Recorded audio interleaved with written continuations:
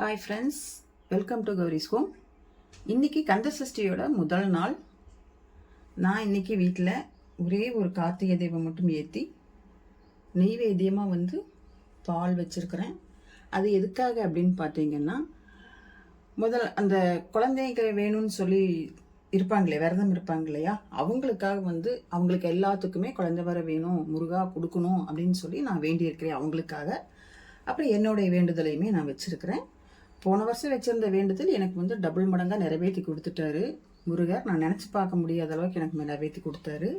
இந்த வருஷம் நான் வேண்டுதல் வச்சுருக்கிறேன். அதை கண்டிப்பாக எனக்கு டபுள் மடங்காக நிறைவேற்றி கொடுப்பார் அப்படிங்கிற நம்பிக்கை எனக்கு இருக்குது.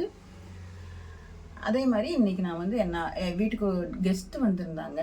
அதனால் அந்த கெஸ்ட்டு பொண்ணு தங்கச்சி குழந்தை இருந்துச்சு.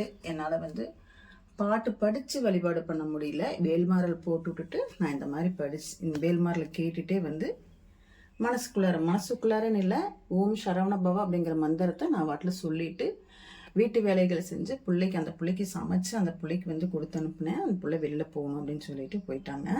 அந்த குழந்தை இல்லை, காலேஜ் போகிற பொண்ணு. இன்றைக்கி இந்த குழந்தை வரம் வேணும் அப்படிங்கிறவங்க எல்லாத்துக்குமே வேண்டுதல் நிறைவேறணும் அப்படின்னு சொல்லி மனசார நான் முருகர்கிட்ட வேண்டிக்கிறேன். நான் இன்னைக்கு ஒரே ஒரு தீபம் தான் வச்சுருக்கிறேன். நான் இது சத்கோணம் போட்டிருக்கிறேன். வெள்ளை தரையாக இருக்கிறனால உங்களுக்கு அது கரெக்டாக தெரியாது. இன்றைக்கி என்னுடைய வேண்டுதல் முதல் நாள் வேண்டுதல் நிறைவேறிடுச்சுங்க. நீங்கள்லாம் எப்படி பண்ணீங்க அப்படின்னு சொல்லி எனக்கு கமெண்ட் பண்ணுங்கள். இந்த வீடியோ பிடிச்சிருந்ததுன்னா எனக்கு லைக் பண்ணுங்கள், ஷேர் பண்ணுங்கள். கௌரிஸ் ஹோம் சேனலை சப்ஸ்கிரைப் பண்ணிவிட்டு பாருங்கள்.